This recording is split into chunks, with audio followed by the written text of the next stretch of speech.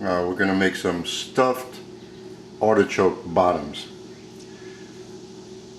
I'm simplifying everything just to make it easier for the homeowner. Normally I would take these, since I'm going to eat this, I'm using the artichoke bottoms plain. But you can follow my recipe in the fried chicken, how to coat this and fry it, or to just put it in flour and fry it, or leave it like this. The other step I omitted, the panko breadcrumbs.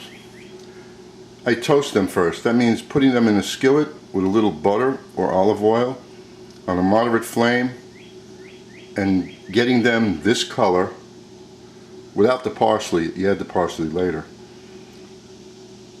And then you have this for the topping. The reason why I do this is to avoid using the broiler. What does the broiler do? It's just going to brown the breadcrumbs, and maybe not as evenly as you would like. So this way all the breadcrumbs are toasted evenly, and all you have to do is heat this up in the oven, making it just simpler. And that's what we're here for, to make things very easy for you. So what we have are the artichoke bottom, the toasted panko breadcrumbs.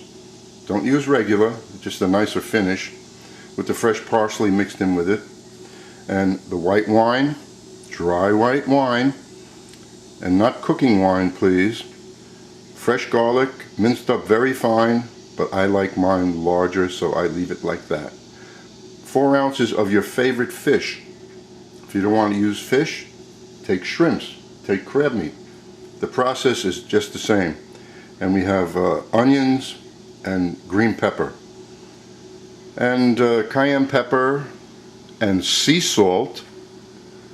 And usually if I was making this in a regular kitchen, I wouldn't be using Wondra, but you'll see how simplified that makes things, especially with this dish. Now we all know that there's nothing better tasting than butter, so in this recipe I'm asking you to use butter, but you don't have to, and I'm not, because I have to eat this and just don't want the butter. So we have, I put olive oil, and put a high flame to start off.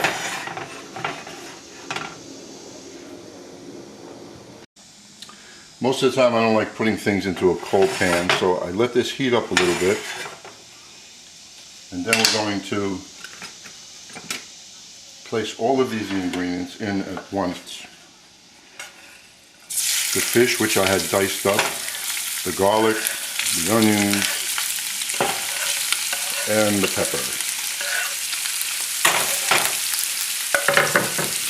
This way it starts cooking immediately.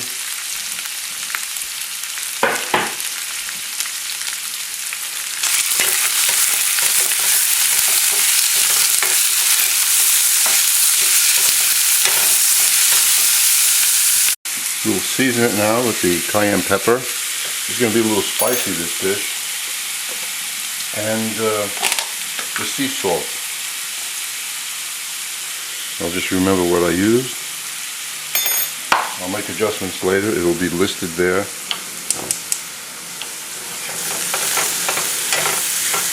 Notice how it's all stuck in the pan.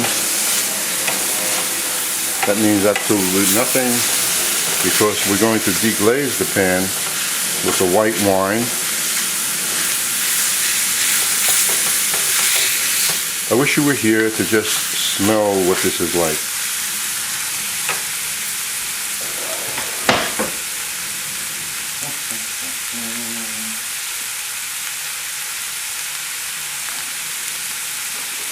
And of course, the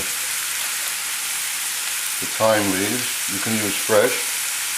But who keeps fresh in the refrigerator? Now if there's another herb that you enjoy instead of that, use it. For this item, I think it goes well. Well, that's about it. Doesn't take more than that. Now we're going to put the white wine.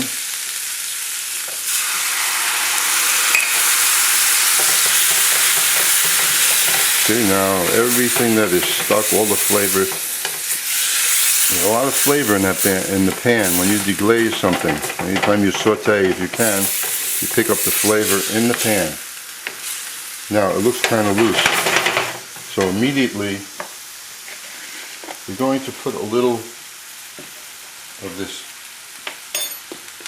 See, this is tough to measure. Sprinkle a little Wonder on it. Notice. Now, normally I would be putting some heavy cream in here. I would have a little roux to thicken it. But notice the Wonder. As its name is Wonder, it does wondrous things. There, this is light. It binds it a little bit.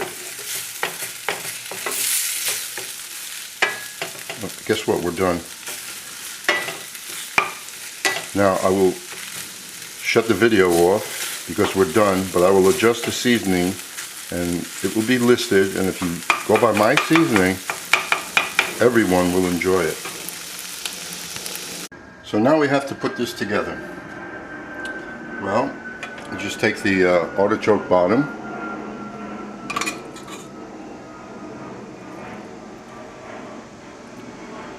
put some of the filling on there, take the breadcrumbs, sprinkle on top,